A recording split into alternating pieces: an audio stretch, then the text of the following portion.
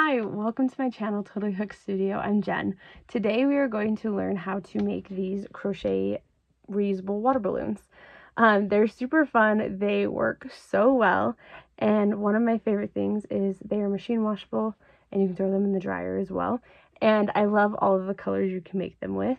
But we are going to dive right in, but I'm going to show you what you need first. You're going to need a 6mm crochet hook. You will need a stitch marker because this is worked in rounds, not rows.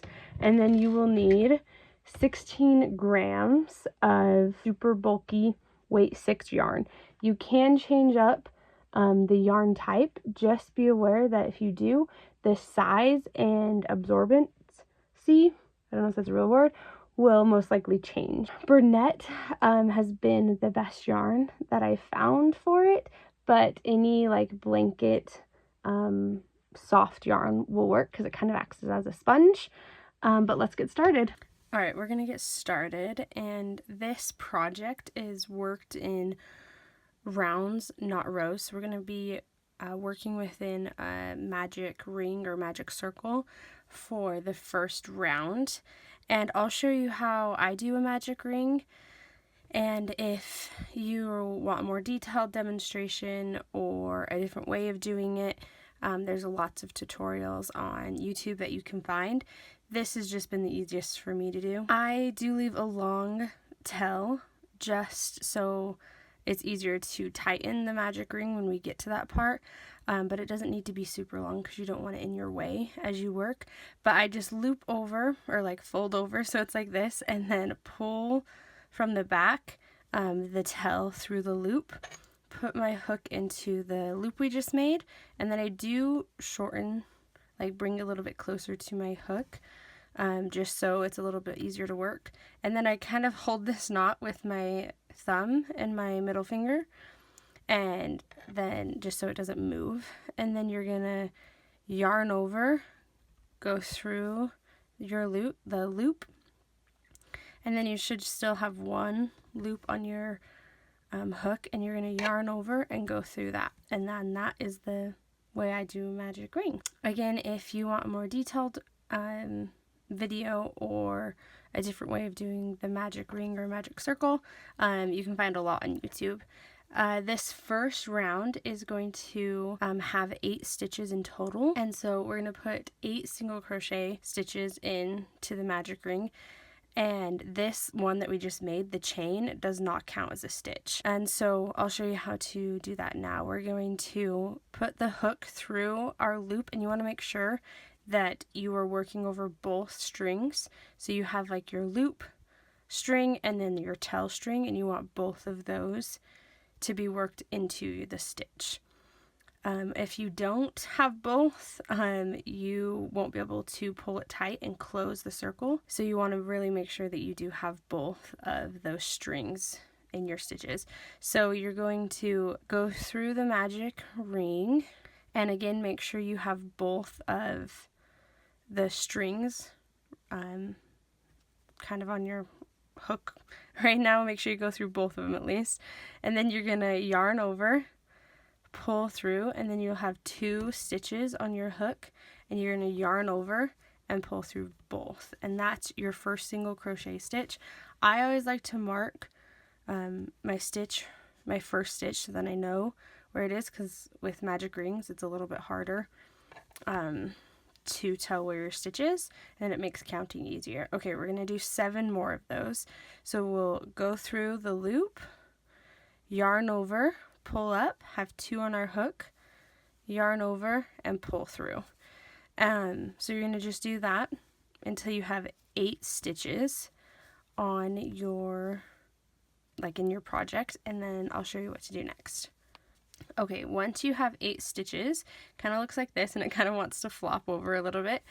But if you have worked and made sure that both of your strings are worked into your stitches, you can pinch right above, not right here, like where the strings come out, but right below your hook, like at the top of the stitch.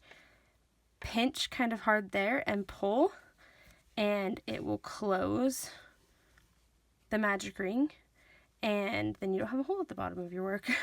And that is how you close the magic ring. And now we're going to work into round 2, and the stitches change on this round, and we're going to be doing half double crochet stitches, and we're going to do an increase round. So an increase means we're going to be putting 2 stitches into every 1 stitch. And I don't do like a tie-in stitch here. So what you're going to do is before you go into the stitch, you're gonna wrap the yarn around your hook and then go right into that first stitch. Go through that stitch, then wrap your yarn and just go through that first, like just the stitch. And then you should have 3 loops on your hook, and you're gonna yarn over and go through all 3, and that is a half double crochet. And at this point I like to take out my stitch marker and put it in the stitch we just made, so you know where that starting stitch is. So we're gonna do another half double crochet stitch into that same stitch that we just worked.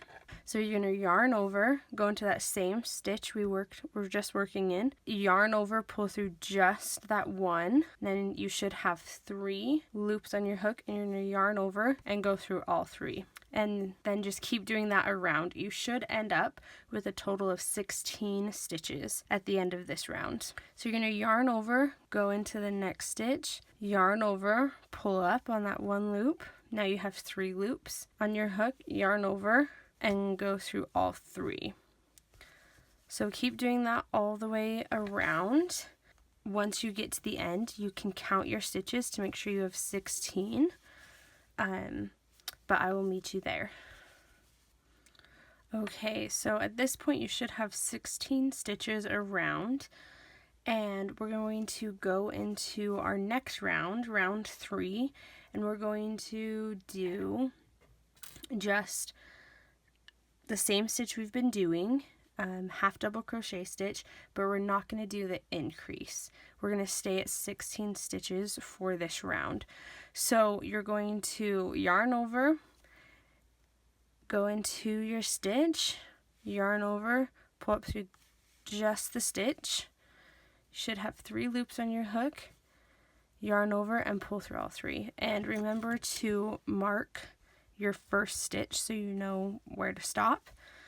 You're going to do that all the way around, and you'll have 16 stitches at the end. We don't increase on this round. I will meet you at the last stitch. Alright, at this point your work should start to curl up a little bit so it looks like a little bowl. And you want to make sure that your tail of the magic ring or circle is on the outside of the project. If it's on the inside of the project, if it looks like this, and the tail's on the inside, you just want to flip it over so it's on the outside. It will make tying a lot easier, so it's more secure, and makes it so nice for washability, so you don't have like tails sticking out after you wash it. But I'll show you that at the end. But you do want to make sure that the tail is on the outside of your project. Alright, we're going to go on to round 4. Round 4 is the same as round 3. We'll do a half double crochet in each stitch around with no increase. And I will hurry and show you how to do that before we go on to the next round. You're going to yarn over, go through that first stitch of your round, yarn over, pull through just that first stitch, and you're going to have 3 loops on your hook. You're going to yarn over and pull through all 3, and then make sure you put your stitch marker back in, and then you're just going to keep doing that all the way around. You should stay at 16 stitches. There'll be no increase or decrease this round. Alright, we're going to start on round 5. I just finished the last stitch of round 4. Round 5 is a little bit different. We're going to do some decreases. Still half double crochet stitch, but we're going to do decreases, and I'll show you why we're going to do that. As you can see here on this finished balloon, it has this wider part right here. Those are the first 4 rounds. Right here in round 5, this is the decrease round. So it gets a little bit narrower, and then we'll do a little bit narrower, and then go do an increase round again, so it kind of makes the shape of a water balloon. But I will show you how to do the half double crochet decrease. So this part, you want to take out your stitch marker before you start doing the stitches, or it can get kind of stuck in the stitches. And what you're going to do is you're going to yarn over and see, this is kind of a hard yarn to see it on, but the top of your stitches, it has like a V. So you have loop 1 and loop 2 here. Let me see if I can do that in a different way. So you have loop 1 and loop 2 here. If you can't see it on this yarn, you can fill it. Pull your yarn and you'll see it have one loop, and then you'll be able to do it on the same stitch, just on the bottom loop. So we are going to be working into the top loop. You're going to yarn over and just go through the top loop of that stitch, yarn over and pull through that stitch. You should have 3 on your hook now, but you're not going to yarn over and pull through. You're going to yarn over, go to the next stitch, go through just the top stitch again, yarn over, pull through. You should have 5 on your hook now, and you're going to yarn over and pull through all 5 stitches. And that is a half double crochet decrease. And then you want to put your stitch marker in so you can know where you end. And we're going to do that all the way around. We're going to go from 16 stitches down to 8 stitches. So we're going to do it in each stitch around. So I'll show you once more. You're going to yarn over, go through just the top loop of your stitch, and it is a little bit easier if you kind of like go through and stab it with the top part of your hook. And then you're going to yarn over, pull through just that one loop, the stitch that we're in. You should have 3 on your hook. You're going to yarn over, go to the next stitch, go through that top loop, yarn over, pull through just that one loop. You should have 5 loops on your hook then. Yarn over and pull through all 5.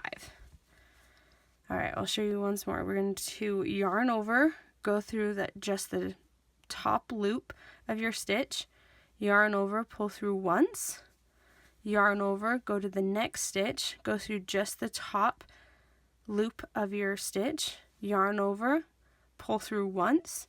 You should have 5 loops on your hook, yarn over and pull through all 5. So you're going to continue that around, and we'll meet up at the end. At this point in the project, you should have 8 stitches around now after our decrease round. We are going to do the same thing that we just did for round 6. We're going to do a half double crochet in each stitch, and you should end up with 4 stitches at the end of this round. So it's kind of going to get tight up here at the top, but it creates this narrow neck right here, and then we won't do any more decreases after this round. This is our last round of decreases.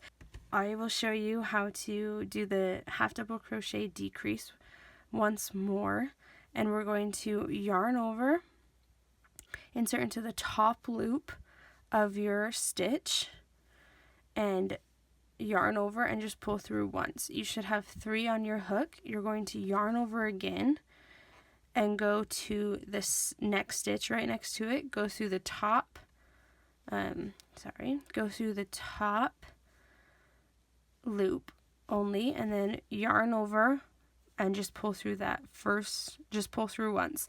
And then you should have 5 loops on your crochet hook, and you're going to yarn over and pull through all 5. And I forgot to mark my first stitch, so we're going to go back and do that really quick.